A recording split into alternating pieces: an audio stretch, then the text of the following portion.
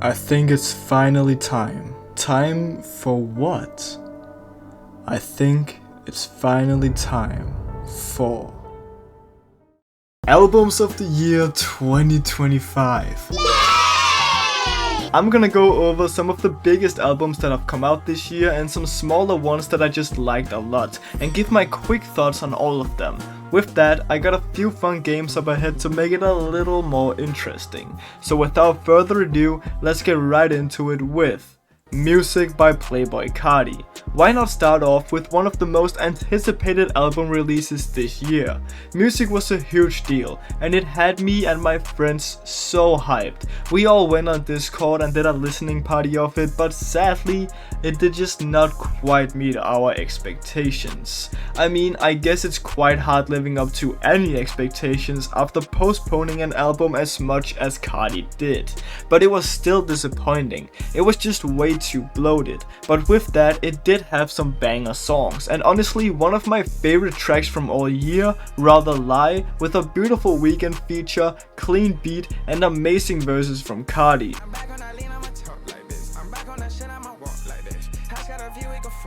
All in all, it had some good highs, some pretty low lows, and was way too bloated. I'm feeling a strong 5 on this one. That's right, I'm bringing back my inner Anthony Fantano for this one. Hurry Up Tomorrow by The Weeknd. Honestly, if this really is his final album, it is such a good note to leave on. This album is damn near perfect. There were some songs I wouldn't really come back to, but the only one I didn't enjoy at all was probably Sao Paulo. I just don't fuck with that type of production, but the album does have everything you could want. It has beautiful production from Mike Dean and others, with some songs having beautiful and smooth chipmunk and soul sample beats. It has amazing vocals from The Weeknd and a very well done story and narrative throughout the album. Also just great features, like when Future sang his heart out on Enjoy the Show. Great listening experience. I'm feeling a light 9 on this one. This still isn't quite my album of the year though, but we'll get to that later. Balloonerism by Mac Miller. Hands down one of the best posthumous albums I've ever heard. It doesn't just feel like straight up slop from the label that just wanted it out for money, but the music actually has soul to it. Funny Papers is one of my favorite Mac songs of all time, and other songs like $5 Pony Rides just feel so alive. Even though I don't come back to this album too often, I was still happily surprised with it. I'm feeling a strong 7 on this one. Wait, so are you just gonna talk about a bunch of different albums, giving them ratings and that's it? No man, just let me log in. What do you mean log in? Let me log in. Cause it's time to play a game. Can you guess the next album coming up? I'll give you 4 hints and each hint will obviously make it easier and easier to guess. You'll get 4 points if you get it by the first hint, 3 points by the second hint, and so on. Keep track of your score and see what you get by the end of the video.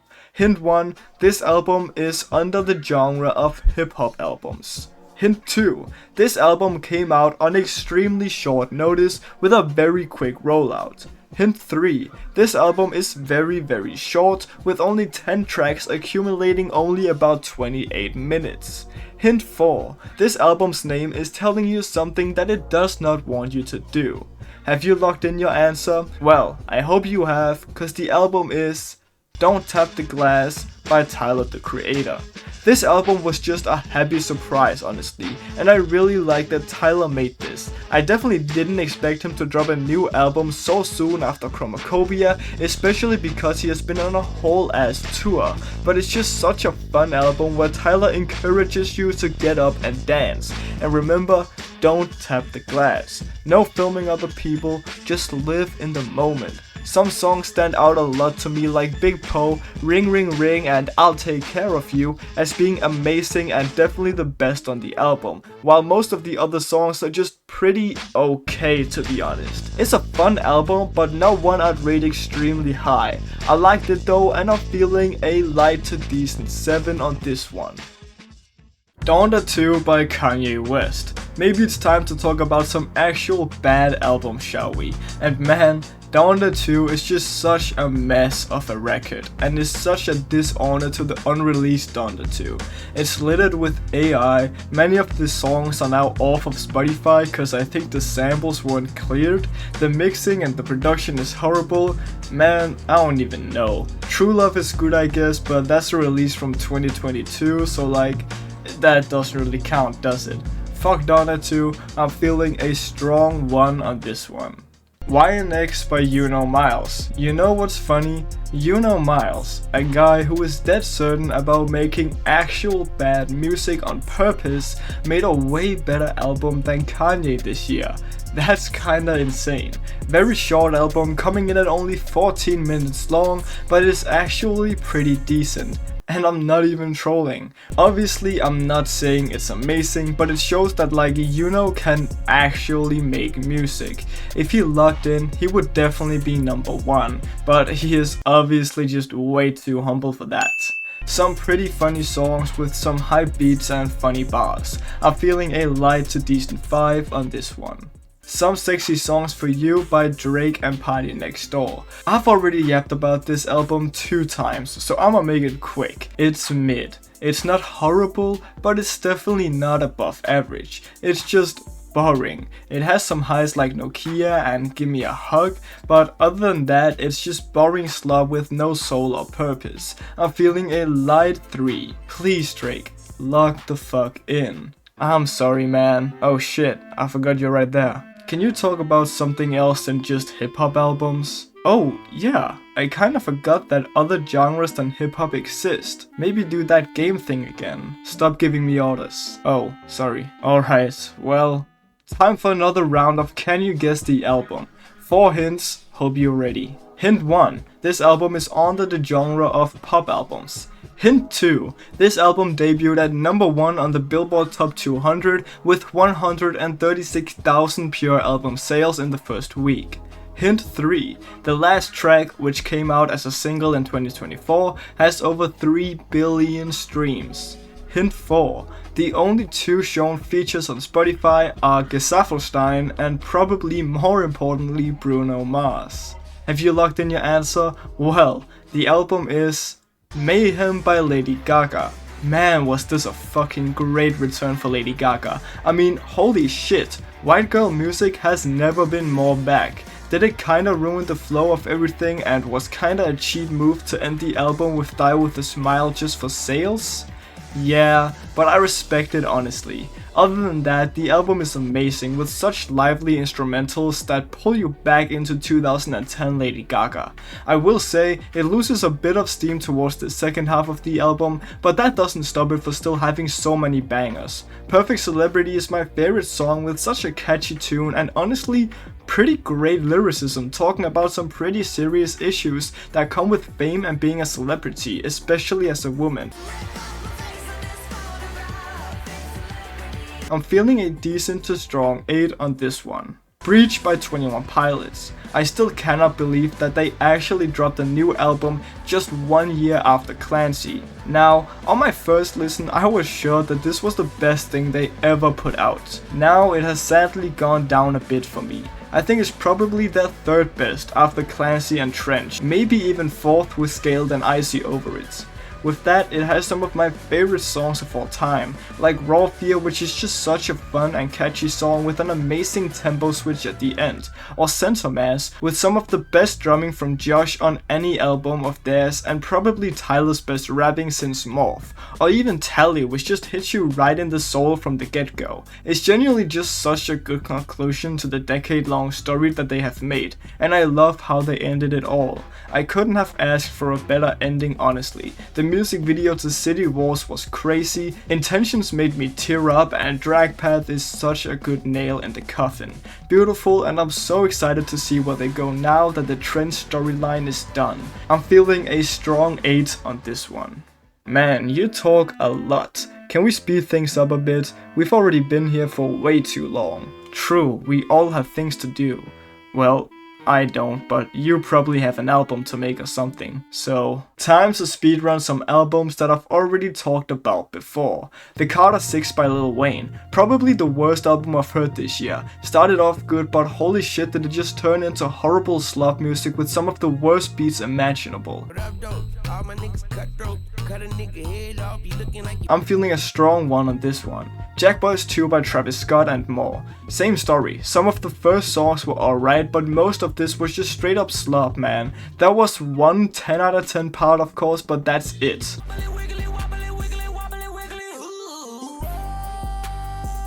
As a commenter on my last video said, they should honestly just have made this a 7-track album like the original JACKBOYS and it would have been pretty fine. Decent to strong too on this one. What Happened to the Streets by 21 Savage. Again, same story. Are you also sensing a pattern? I already made a full video on this, so watch that if you want, but mainstream rap has been mostly horrible this year. This one I do like more than the other two, and I think it has some great songs like Where You From, Gang Over Everything, Atlanta Tears and I Wish, but also some horrible songs with horrible hooks like Ha, and songs with the worst beat ever like Mr. Recoup with Drake. I'm feeling a light fall on this one. Alright, enough with the speedrunning. Let's try to go in depth on an album again. And yet again, I want you guys to guess which one is coming up. Hint 1. This album falls under the genre of hip-hop albums. Hint 2. 4 of the track names on this album are abbreviations. Hint 3. This album was the return of a legendary rap duo. Hint 4. This album is produced by Pharrell Williams with features from Kendrick Lamar, Nas, Tyler the Creator and way more. Have you locked in your answer? Well, the album is Let God Sort 'Em Out by Clips.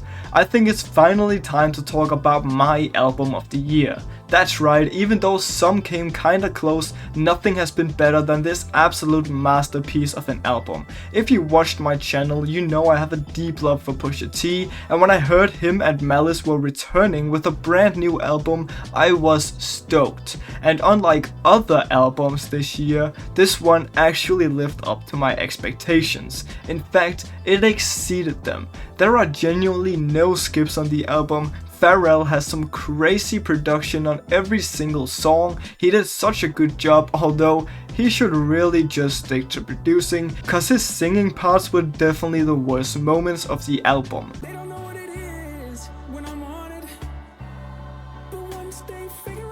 This album also just has the best features of 2025. John Legend on The Birds Don't Sing, Kendrick Lamar on Chains and Whips, Tyler the Creator on POV, Stuff God Cooks on FICO, Nas on Let God Sort 'Em Out / Chandeliers and more. This album is just so stacked. My favorite track is so hard to choose, but my top 3 are probably POV with an insane beat switch at the end, Earnings Before Interest, Taxes, Deprecation and Amortization with just such a smooth and crazy beat that flows so well throughout the entire song, of FICO just because of that Stove God Cooks feature and that crazy beat.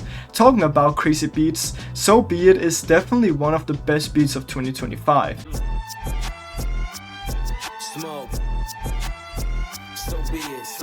But I've been yapping enough about this album. I made a whole video on it if you want to go watch that. I'm feeling a strong 9 to a 10 on this one.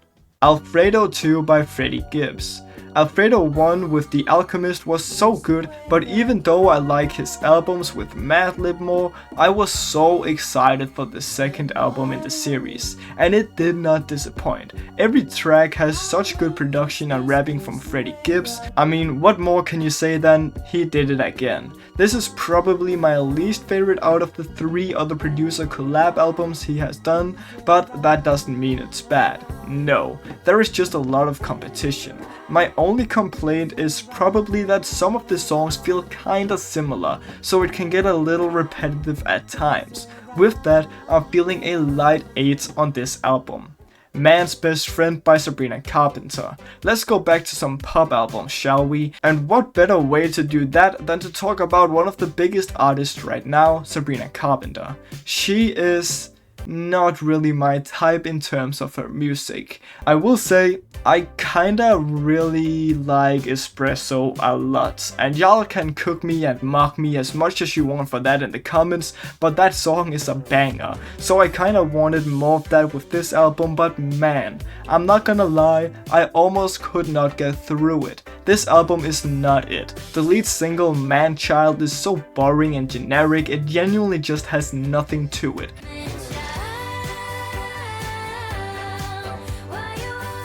But I will say, this song does a great job at setting up the rest of the album, cause that's basically what all of the album is. Boring, generic and uninteresting. I'm feeling a light 3 on this one. Didn't you say you have some less popular albums for us that you liked? Oh right, I did say that.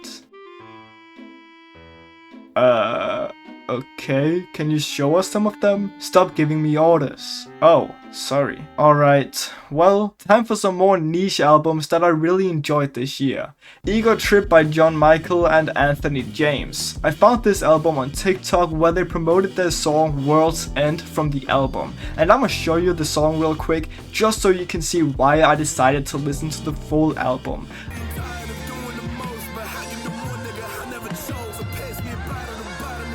Like, that's some really good production right there, especially from such a small artist. I don't really think there were any skips on this album other than maybe a few, but seriously, check this album out. It's filled to the brim with amazing rap, consistently very good production, and overall just really good songs. I'm feeling a decent to strong 8 on this one.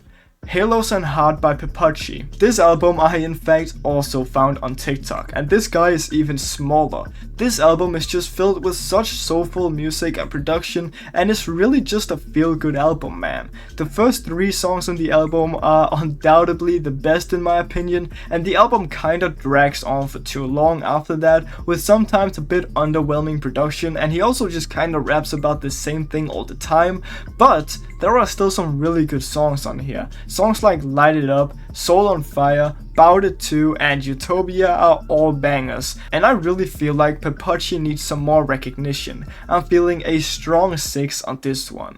EUSEXUA by FKA Twigs. I discovered FKA Twigs music this year and I have no idea how to describe her music, but Google says it's dance/electronic, so I guess that's what I'm saying to sound smart. This album seriously has some of the coolest production I've heard all year. Seriously, give this album a spin if you haven't.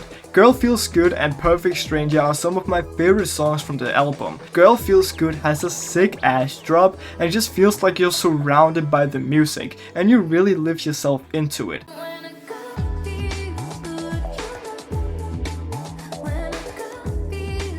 It's awesome and I definitely gotta listen to more of her music. I'm feeling a decent 8 on this one.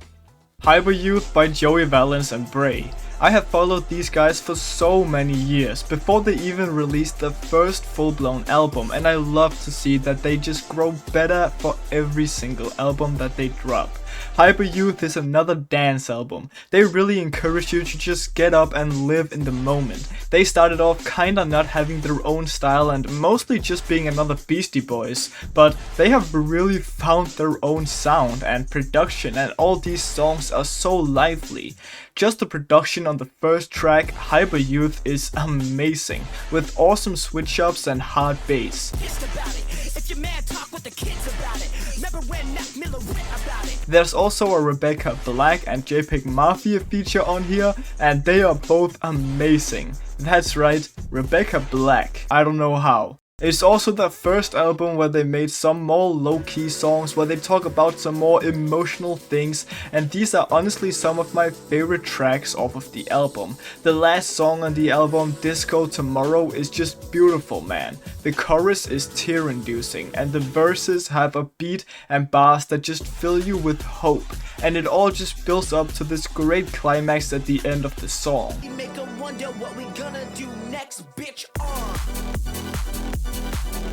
This album is filled to the brim with awesome bars like Sydney Sweeney Call Me and I Hang Up, Earth Must Be Flat, The Way You Fell Off, and more. I'm excited to see where they go after this. I love their energy and their style so much. This is genuinely one of my favorite projects from this year and I'm feeling a decent 9 on this one.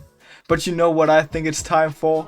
I think it's time for the last Guess the Album of the video. So get ready, your 4 hints are coming now. Hint 1. This album is under the genre of pop albums. Hint 2. This album has orange text on the cover. Hint 3. This album has a very similar name to an album by Kanye West. Hint 4. The artist who made this album is one of the only artists on Spotify to currently have over 100 million Spotify listeners. Have you locked in your answer? Well, the album is The Life of a Showgirl by Taylor Swift. This album might have the worst lyrics of 2025. It's so funny. Did your girl boss too close to the sun and I can make deals with the devil because my dick is better are 2 outrageously bad lines. It's crazy. The album itself can be described pretty much the same way I described Man's Best Friend by Sabrina Carpenter. Boring, generic and uninteresting. And the worst part is, Sabrina and Taylor can just keep making uninspired shit like this cause this album has 12 tracks and they are all over 140 million streams. That's insane. I'm kinda angry right now and I'm just feeling a light 2 on this one. Vanisher by Quadeca. It's crazy how Quadeca went from making terrible music on YouTube to making genuine good album experiences that have some of the best production. I think the perfect way to listen to this album is just to grab your headphones, close your eyes and just like listen to the whole thing with full volume. I mean, that's what I do with most albums and probably why I have developed hearing problems, but that's besides the point. Quadeca just keeps on impressing everyone and I bet he will do it again with this next record. His music is just literal art with some great lyricism and storytelling throughout it. I'm feeling a decent to strong 8 on this one. God Does Like Ugly by JID. The last album I'll be talking about in this video and it's a fucking great one. JID once again proves that he should be considered one of the best rappers in the game. I truly think he has the best flow out of any rapper currently. You Ugly with Westside Gunn is such a great opener with crazy drums and hard as fuck production all the way throughout it, just instantly throwing you in. My favorite song on the album is probably Off Blue, which has a beautiful beat with guitar, synths and drums together with one of my favorite JID verses ever.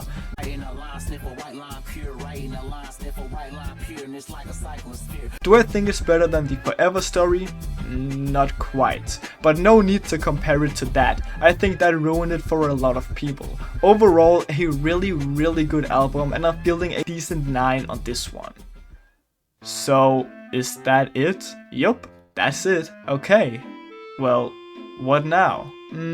I'll go out and make more videos and I don't know, you'll just stay here till next year's album review. Wait. What? Yeah, I'll see you though, man. No, wait! Thank you so much for watching this video. I really put a lot of work into it, so it would mean the world to me if you subscribe to the channel, as we're almost at 1000 subscribers. Make sure to comment how many points you got from the games, and also let me know your favorite albums of 2025. With all that said, I hope you all have an amazing rest of your day, and I'll see you all in 2026. And bye.